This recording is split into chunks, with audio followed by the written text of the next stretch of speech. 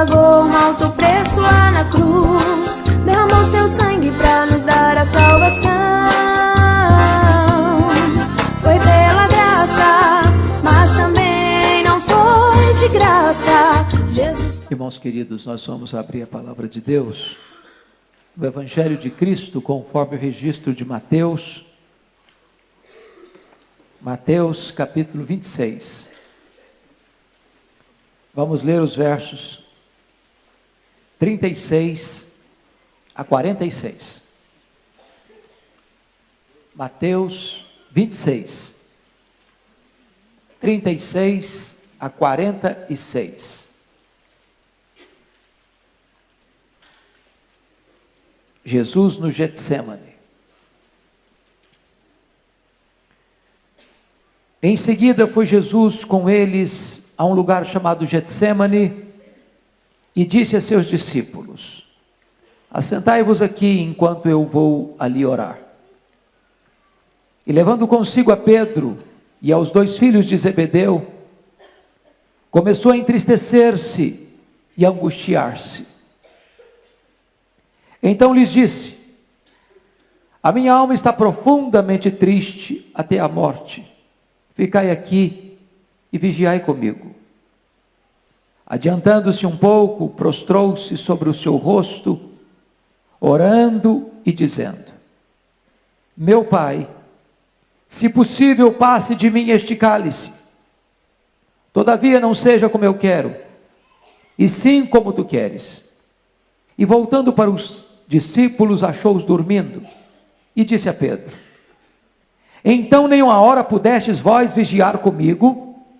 Vigiai e orai para que não entreis em tentação. O espírito na verdade está pronto, mas a carne é fraca. Tornando a retirar-se, orou de novo dizendo: meu Pai, se não é possível passar de mim este cálice sem que eu o beba, faça-se a tua vontade. E voltando achou-os outra vez dormindo, porque os seus olhos estavam pesados. Deixando-os novamente, foi orar pela terceira vez, repetindo as mesmas palavras. Então voltou para os discípulos e lhes disse: ainda dormis e repousais? Eis que chega da hora e o Filho do Homem está para ser entregue nas mãos de pecadores. Levantai-vos, vamos, eis que o traidor se aproxima. Irmãos queridos, a vida de Jesus foi um constante conflito e tensão com as forças humanas e malignas que tentaram desviá-lo do caminho ou destruí-lo. Herodes tentou matá-lo ainda infante. No começo do seu ministério, o Espírito Santo o impeliu para o deserto, para que Jesus vencesse o diabo em seu território. Ao longo do seu ministério, mancomunaram contra ele os fariseus, os escribas, os saduceus, os herodianos, os líderes do seu povo. Não obstante, realizou tantos prodígios, milagres, manifestando aos homens a glória de Deus e a bondade de Deus. Atraiu sobre si a mais severa oposição, a mais dura perseguição, a mais implacável manifestação de ira e rancor. O Sinédrio judaico já tomou a decisão. Jesus deve ser preso, deve ser morto. A traição. E Jesus Cristo nunca ficou desprovido do entendimento de que ele viera exatamente para isso, para morrer, para se render ao propósito soberano de Deus e dar sua vida em resgate do seu povo. Então, no tempo oportuno, ele entrou em Jerusalém. diz a Bíblia que quando ele está defronte do templo, ele olha para a cidade e começa a chorar convulsivamente, porque entendeu que aquela cidade não aproveitou o tempo da sua visitação. A cidade que matou os profetas de Deus seria cercada, entrincheirada, rendida pelo poder dos romanos, passada ao fio da espada, e aquela geração seria dispersa pelo mundo. Jesus entra então, vai para o cenáculo. Ali ele ensina os seus discípulos. Ali ele consola os seus discípulos. Ali ele faz promessa aos seus discípulos. Ali ele revela claramente aos seus discípulos a sua missão de vir ao mundo para dar sua vida, mas que ele morreria, que ele ressuscitaria, que ele voltaria aos céus, que ele derramaria o Espírito Santo. Ali Jesus intercede por eles. Ali Jesus institui a ceia. Ali Jesus canta um hino. Dali Jesus sai rumo ao jardim do Getsemane. Ali se travaria a mais renhida batalha da humanidade. Ali se travaria o maior conflito do mundo. Ali naquele lugar chamado prensa de azeite, o inferno vomitou sobre Jesus todo o seu ódio. Ali Jesus sentiu o bafo de Satanás. Ali ele travou a maior de todas as suas lutas e batalhas. Ali ele enfrenta o Calvário por antecipação. E diz o texto que a primeira realidade que Jesus viveu no Getsemane, queridos irmãos, foi a realidade de uma profunda tristeza. Confira comigo, por favor, no versículo de número 37, diz que levando consigo a Pedro e aos 2 filhos de Zebedeu, começou a entristecer-se e angustiar-se. Ele admite essa tristeza para ele mesmo. Seu semblante demonstra isso. Todo o seu ser é tomado por essa angústia, por essa tristeza, que os outros evangelistas dizem que é uma tristeza de morte, uma angústia de morte. E talvez você pergunte, mas por que ele está triste? Está triste por saber que vai ser preso? Está triste por saber que vai ser zombado e escarnecido? Está triste porque sabe que vai sofrer as cusparadas? Está triste porque sabe que vai ser açoitado? Está triste porque tem consciência de que carregará um pesado lenho, maldito lenho, pelas ruas apinhadas de Jerusalém, sob os apupos e vaias de uma multidão ensandecida? Está triste porque sabe que será esticado neste leito vertical da morte, suspenso entre a terra e os céus? Não, 1000 vezes não. Ele está triste porque tem plena consciência que ele vai beber sozinho o cálice da ira de Deus contra o meu e o seu pecado. Está triste porque sabe que naquele momento ele assume o nosso lugar e enfrenta toda a ira de Deus que devia cair sobre a minha cabeça. Está triste porque naquele momento ele se identifica com você e comigo para enfrentar toda a condenação que o meu e o seu pecado merecem. Quando chega no verso 38, aquela tristeza e angústia que ele admite para ele mesmo, ele confessa, ele admite para os outros, e está escrito: então lhes disse, a minha alma está profundamente triste até a morte, ficai aqui e vigiai comigo. Aqui Jesus revela a sua plena humanidade. Embora perfeitamente Deus, não deixou de ser perfeitamente homem. E esta dor vaza, transborda. E essa angústia cresce, se avoluma. E essa tristeza não pode ser mais retida em seu próprio coração. E ele compartilha com seus discípulos e roga a eles para estarem do lado dele, vigiando em oração. Mas quando chega no verso de número 39, aquela angústia e tristeza que estava dentro dele, compartilhada com seus discípulos, agora é derramada diante do Pai. Quando ele diz: Pai, se possível, passe de mim este cálice. Que cálice é esse?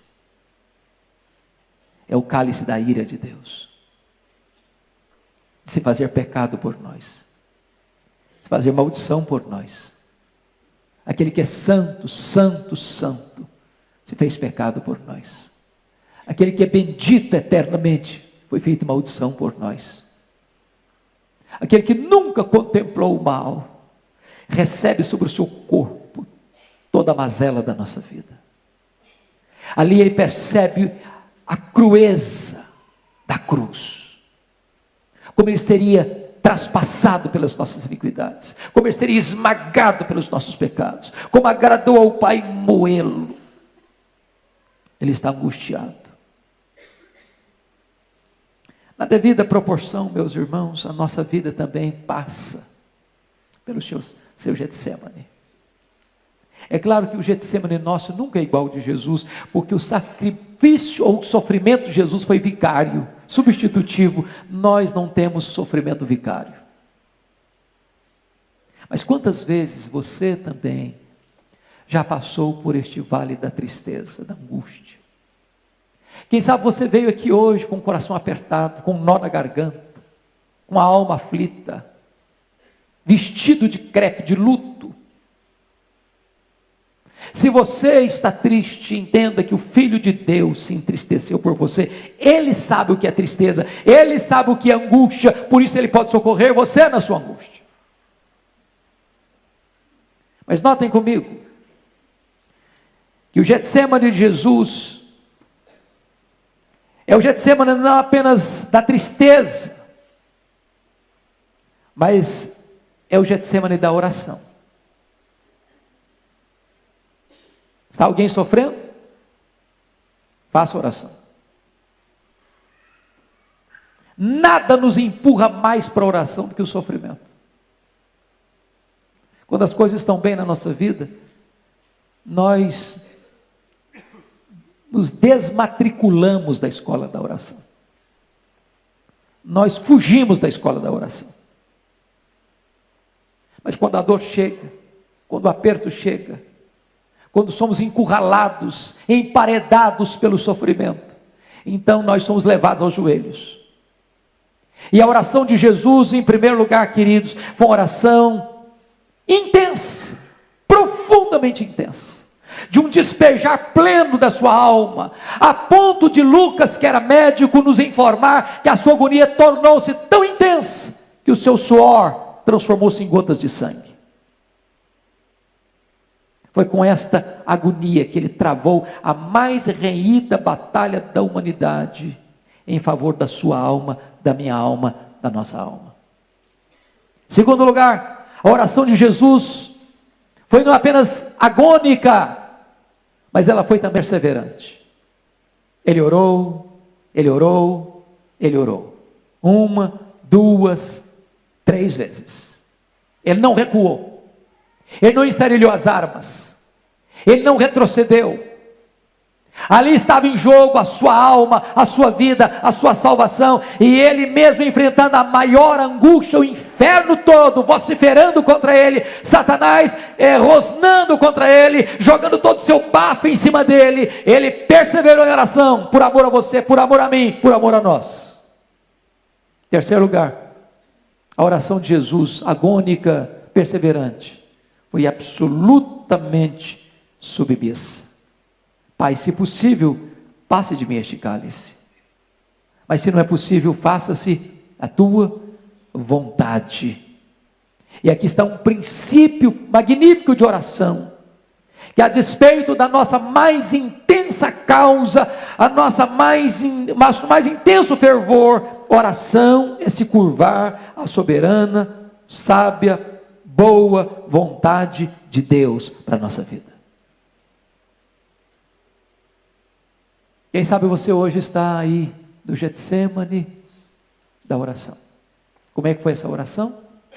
Diz Hebreus 5,7 que foi com forte clamor e lágrimas. E eu vejo Jesus entrando naquele jardim, já à noite. Eu vejo Pedro dizendo para ele: está pronto para ser preso, para morrer no seu lugar, junto com ele. Eu vejo Jesus dizendo para os seus discípulos: vocês todos vão se escandalizar comigo. Eu vejo Jesus entrando nas sombras daquele horto, daquele jardim, dizendo para Pedro, Tiago e João: vem comigo, avança um pouco mais. Eu vejo Jesus se dirigindo a eles, dizendo o seguinte: a minha alma está profundamente triste, até a morte, ficai aqui, vigiai comigo. Eu vejo Jesus avançando um pouco mais, se curvando sobre os seus joelhos, com o rosto no chão, na terra, o Criador do universo, o Rei da glória, o Todo-Poderoso Deus. E Hebreus 5:7 diz que ele ofereceu com forte clamor e lágrimas aquele que poderia livrá-lo da morte. No que Deus o atendeu, porque ele mesmo sendo filho aprendeu pelas coisas que sofreu. E Jesus então ora e chora, ora e chora, ora e chora em seu favor, em meu favor, porque ali estava travando-se o destino da sua e da minha alma. Ele orou intensamente, ele orou perseverantemente, ele orou submissamente, ele orou regado de lágrimas. A luta e a batalha da oração. Mas em terceiro lugar, irmãos, o Getsemane para Jesus foi o Getsemane da solidão. Muitas coisas Jesus falou para a multidão, muitas coisas, operou milagres, mas houve um momento em que Jesus só conversou com seus discípulos. Houve um momento que ele abre o coração para contar da sua angústia, e nesse momento só tinha 3 dos seus discípulos. Mas quando ele botou o rosto no chão e chorou e suou sangue, ele estava só, somente com o Pai. É assim na sua, na minha vida também.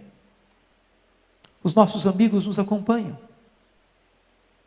eles estão conosco, eles solidarizam-se conosco, nós pedimos ajuda, mas há um momento na nossa vida, queridos, a hora mais aguda, mais intensa, onde nós sangramos, onde nós choramos, onde nós derramamos a nossa alma. Aquele é o nosso Getsemane da solidão. Ninguém por perto, nem um amigo mais próximo, nem a pessoa mais íntima. É só você e Deus. Só você e Deus. Foi assim com Jesus, é assim com você, é assim comigo.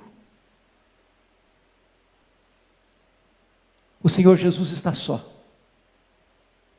derramando a sua alma, regando o chão com as suas lágrimas e com o seu sangue, travando a mais titânica luta da sua vida, não contra o diabo, contra o próprio Deus.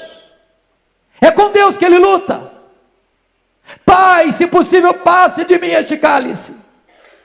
Oração é batalha, irmãos, contra a nossa carne. Oração é batalha contra o inimigo. Oração é batalha com Deus. E com Deus ele trava essa batalha. E a Deus ele se submete. E ele se entrega exatamente para fazer o que Deus o nomeou para fazer: vir ao mundo para nos resgatar e nos redimir, e nos salvar, e nos dar vida eterna. Mas o Getsemane, queridos, louvado seja Deus, é também o Getsemane da consolação. Diz Lucas 22, 43, que quando ele estava naquele jardim, chorando, suando sangue, angustiado e se derramando na presença do Pai, submisso ao seu propósito,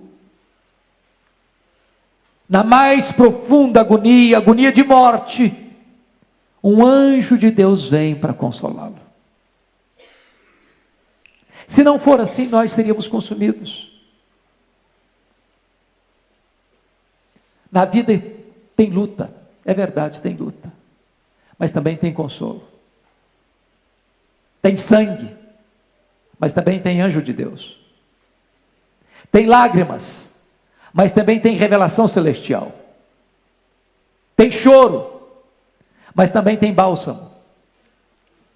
Tem dor, mas também tem alívio. Tem batalha renhida, mas também tem triunfo.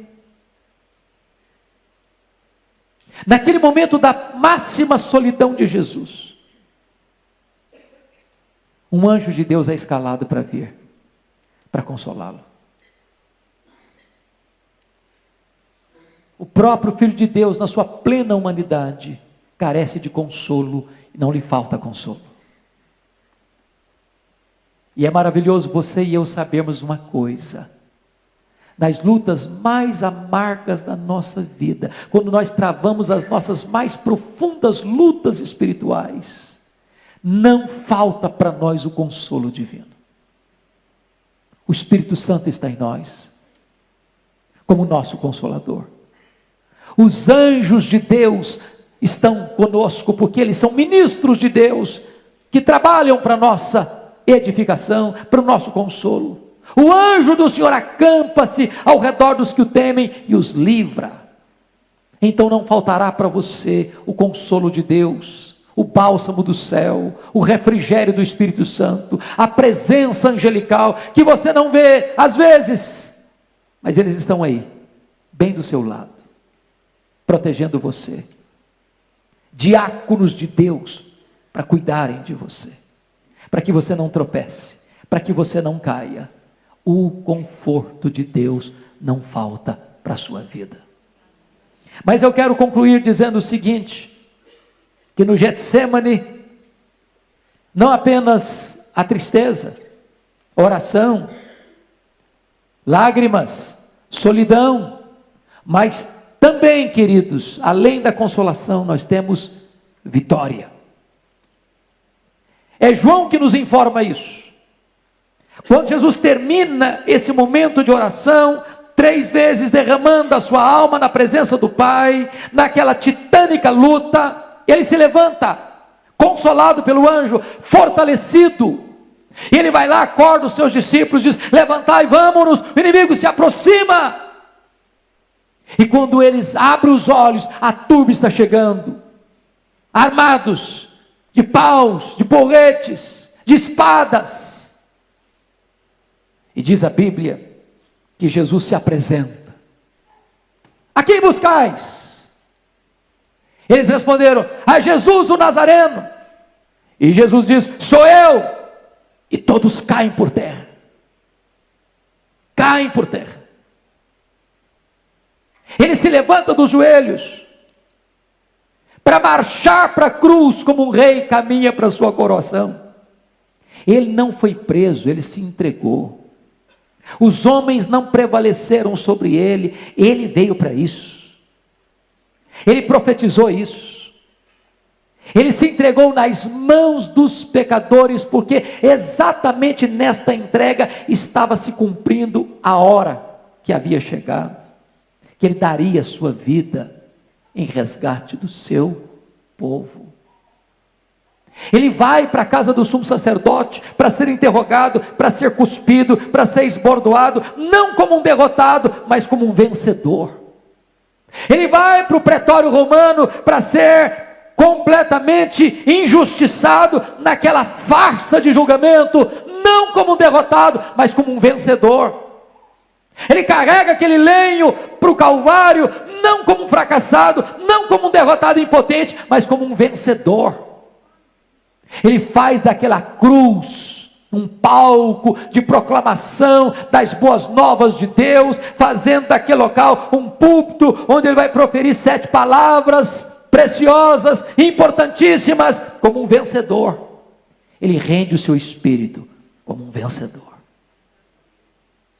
Eu quero dizer para você, meu amado, que talvez você esteja passando pelo seu Getsemane, pela sua prensa de azeite. E nessa hora, é natural que você esteja aflito e angustiado. Nessa hora, é até reconhecer que você peça ajuda. Eu estou muito angustiado, estou muito aflito. Nessa hora é até natural que você se prostre com o rosto no chão e chore muito, chore muito. Nessa hora, talvez sua luta é tão grande, é tão intensa, que suor se converta em sangue. E você regue o chão da sua casa, ou da sua sala, ou do seu quarto, com as suas lágrimas e com seu sangue. Mas nessa hora também eu quero dizer para você, que há consolo de Deus, e há vitória de Deus para você. Você se levantará dos joelhos mais forte, mais robusto. E você caminhará para cumprir o projeto de Deus na sua vida, vitoriosamente. Eu quero orar em seu favor nesta manhã. Colocar sua vida diante de Deus. Não importa o Calvário, o Getsemane que você está vivendo na sua história. Talvez de luta, talvez de dor, talvez de angústia, talvez de pesar.